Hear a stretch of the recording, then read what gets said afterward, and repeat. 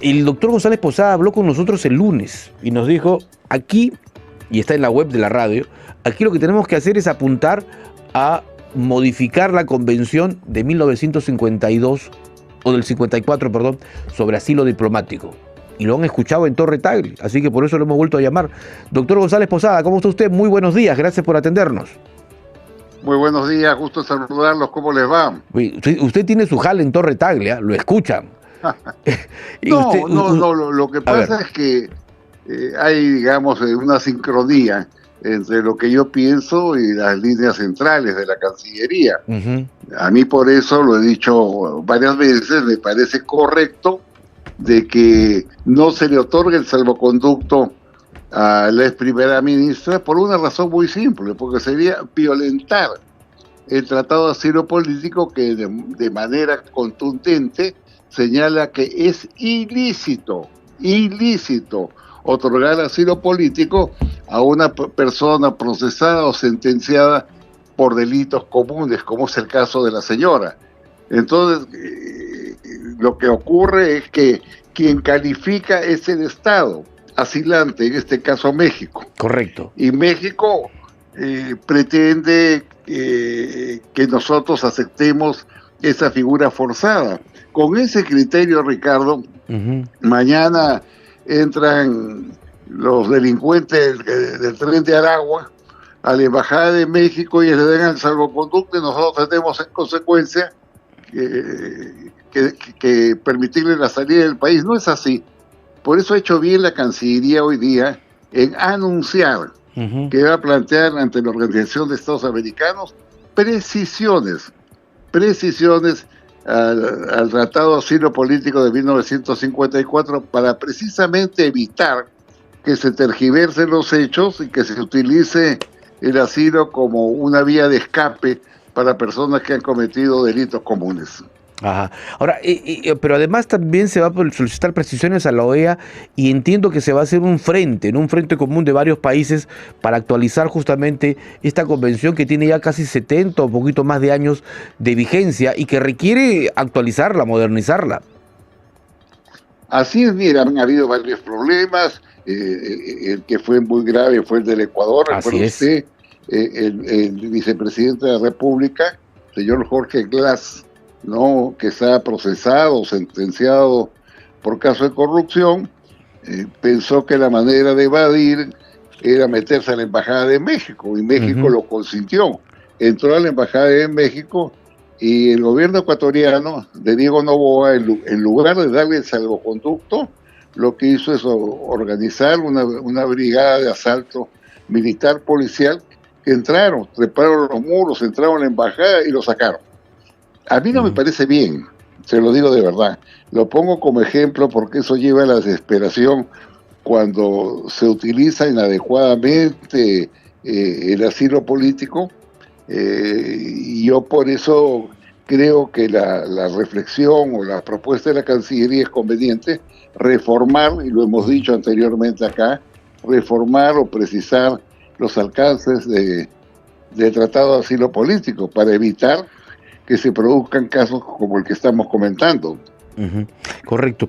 Doctor González Posada, el comunicado de anoche de la Cancillería, en su último párrafo, llama la atención porque habla también de las relaciones con Cuba, ¿no?, que es otro país también con el que hemos tenido serias discrepancias.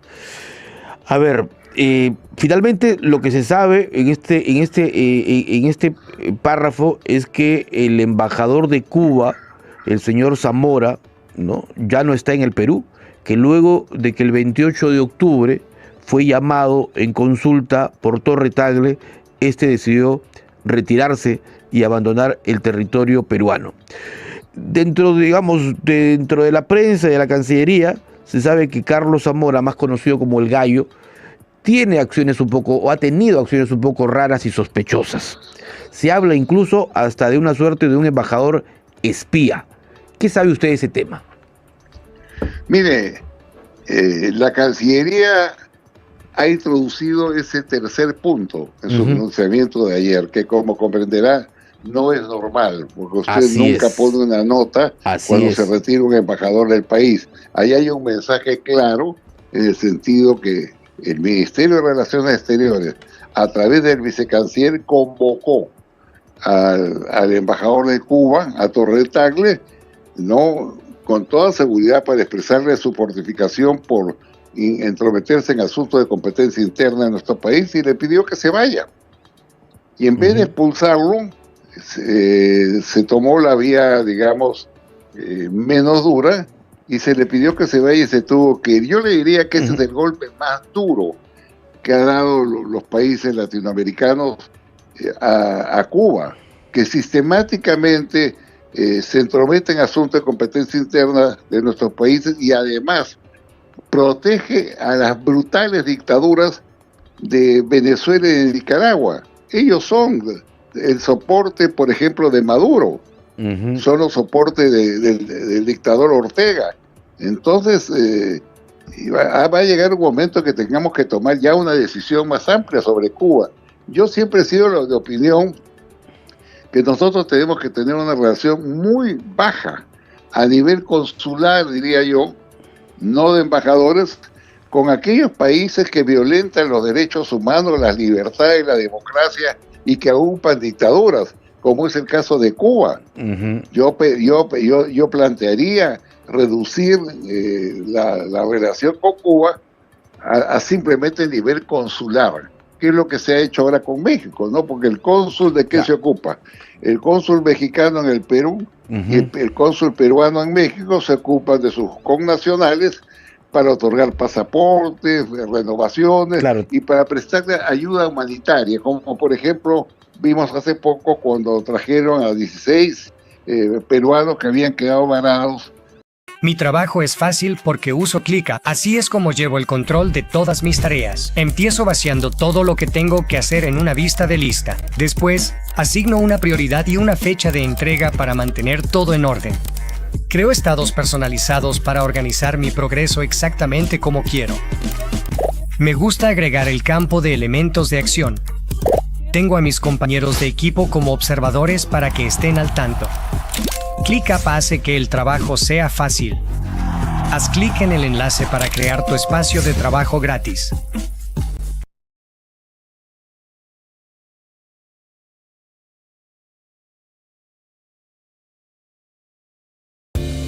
Level. Déjate envolver por la esencia de Fleur Divine. Para la mujer admirable e inolvidable que deja huella donde va. Con Fleur Divine, convierte lo simple en extraordinario. Level.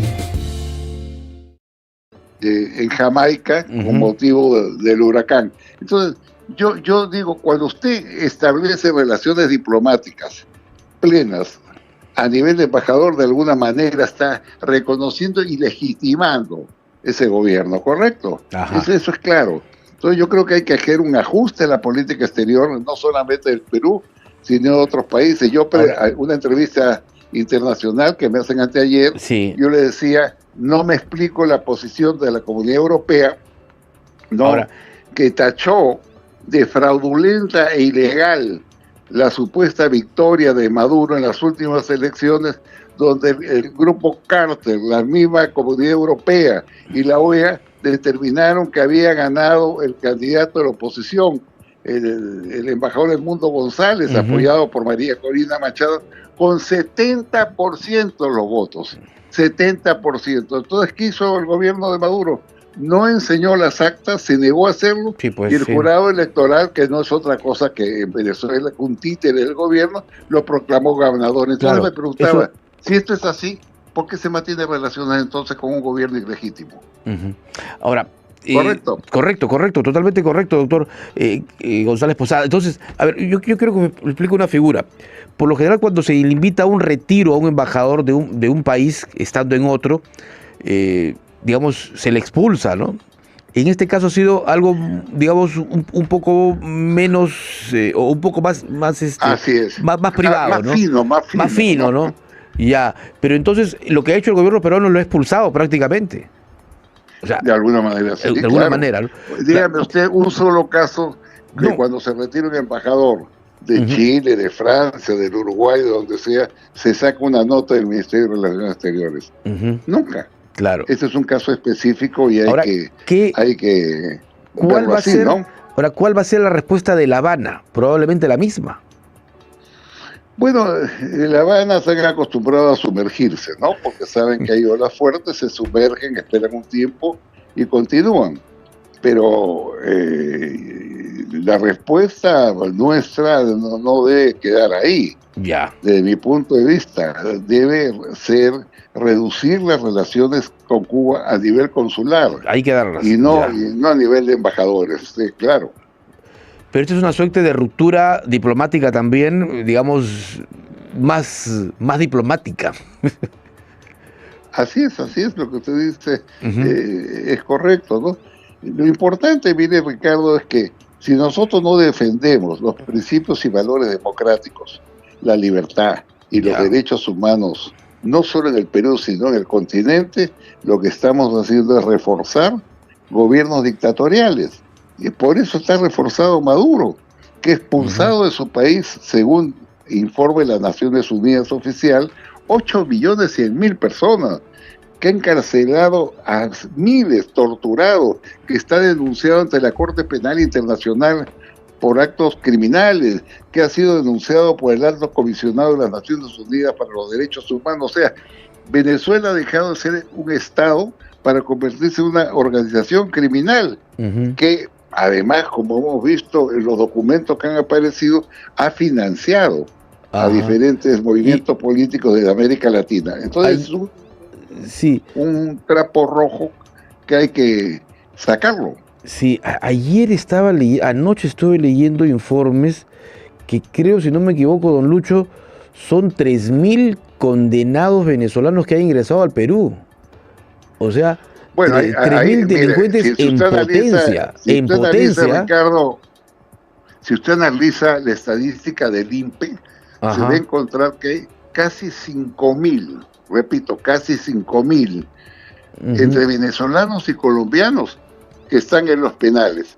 Y se estima que por lo menos el doble o están siendo procesados o no han sido capturados. Entonces tenemos un volumen muy grande de gente, de malhechores, digamos, que han sido exportados por el gobierno de Maduro y que están matando, secuestrando don Lucho, y extorsionando. Remigio Hernani, mire, ya me acuerdo, acá está. Remigio Hernani, el exministro del Interior, ha dicho que en el Perú hay 30.000 venezolanos expresidiarios. 30.000.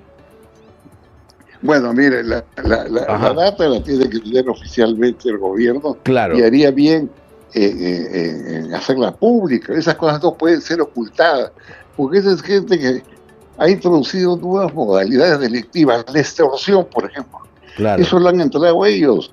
Se chantajean a las empresas de ómnibus que paguen cupos, si no pagan cupos lo balean, la extorsión. La trata de personas han traído un volumen considerable de mujeres que las explotan sexualmente. Esa es otra dura realidad. Gota a gota.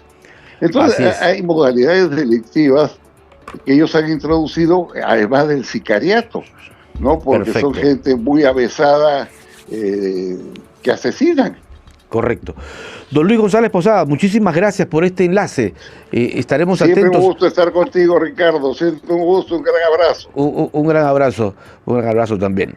9:17, era don Luis González Posada, ex canciller de la República, fue ministro también de Justicia en su momento, fue presidente del Congreso y es un hombre muy activo en el análisis internacional a nivel de nuestro país, justamente porque con esa, digamos, experiencia que tiene, siempre nos brinda importantes aportes, ¿no? Y en este caso nos explicaba un poco la relación no solo con México, sino también lo que, digamos, ha ingresado ahora al debate, que es las relaciones con Cuba, luego de que el último párrafo del comunicado de anoche de la Cancillería justamente diera cuenta de la decisión del embajador de Cuba en el Perú de retirarse de nuestro país, luego de que Torre Tagle, es decir, que el propio canciller Hugo de Sela lo llamara para conversar el 28 de octubre pasado. Finalmente, el embajador de Cuba ya está en La Habana.